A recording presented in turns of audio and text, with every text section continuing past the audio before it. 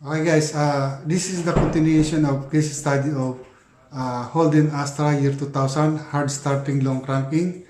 So in this episode, I'm going to test the suspected parts that I think is causing the problem and those parts that are maybe contributing the hard starting problem of this vehicle. So the first parts that I'm going to test is the battery. Let's see whether the battery is good or bad. Okay guys, we're going to evaluate the condition of this battery guys of this Holden Astra year 2000 year model. So we're going to use this uh, battery load tester. So since the battery is offload off of the out of the vehicle, we are going to use this feature guys, in vehicle, out of vehicle. So you are out of vehicle, then press that one, regular flooded. So the CCA is 600. We have 600, so it's already set on the CCA, and 600 CCA. Then that's the rating of the battery. Okay, so the reserve charge capacity of the battery is 82%. So this battery is supposed to be in good condition guys. So this is the battery originally mounted on that vehicle, and it stays there for 7 years guys. Guys, it's 7 years guys, 7 years old battery. So this supercharged battery is a standard battery guys. Usually the lifespan of this battery is somewhere 2 years. So this only a silver uh, battery. So this is in the medium range. I'm going to mount it on the vehicle and let's check whether the cranking of the vehicle will disappear guys, because I charged the battery guys overnight. This is the battery recharger, so I make sure that there is enough power on the battery. So we will find out whether we have a battery issue that causing long starting, or the crankshaft position sensor is also contributing with our hard starting. So there's a big possibility that we have two issues here guys. They combine together. Either the battery was also faulty, but our crankshaft position sensor guys is definitely faulty because of the waveform that we seen on the uh, oscilloscope.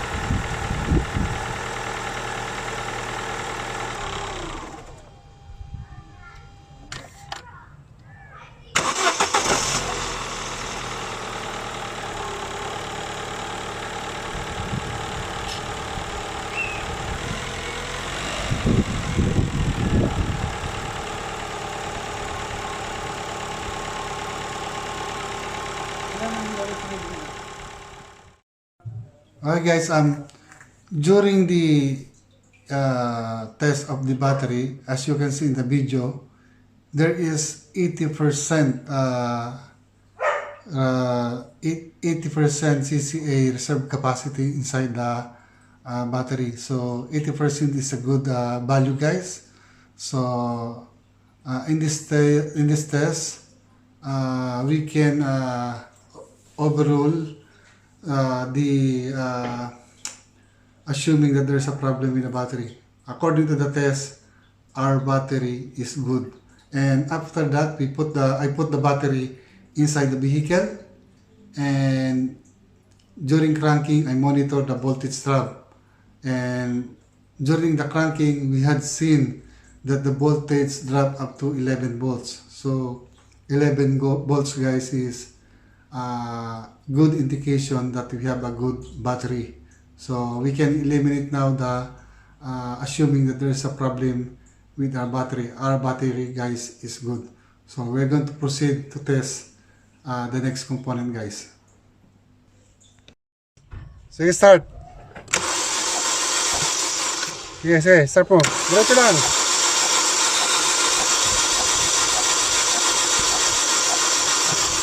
Sige, diretso lang.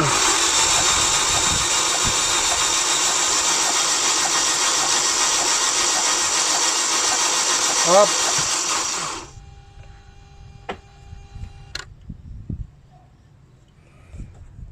Sandali ah.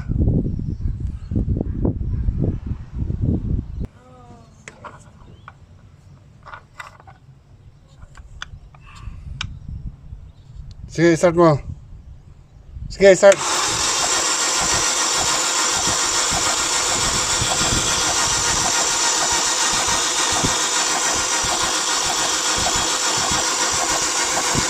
Up, stop.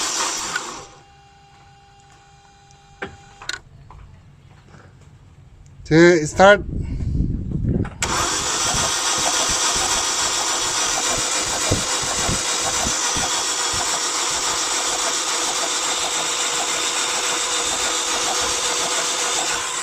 Up.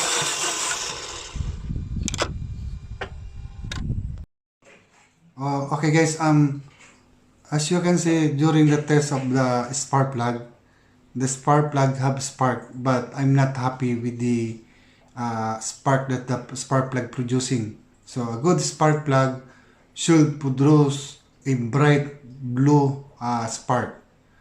At this test, the spark plug produce red but not very bright spark. So but this kind of spark, as far as I know, this is sufficient to make this vehicle start. So I had bought a new spark plug tester, and we will use that tools, but possibly we will put that video on the next part, because this video is a little bit long, guys. So we will put the test on the next video. So right now,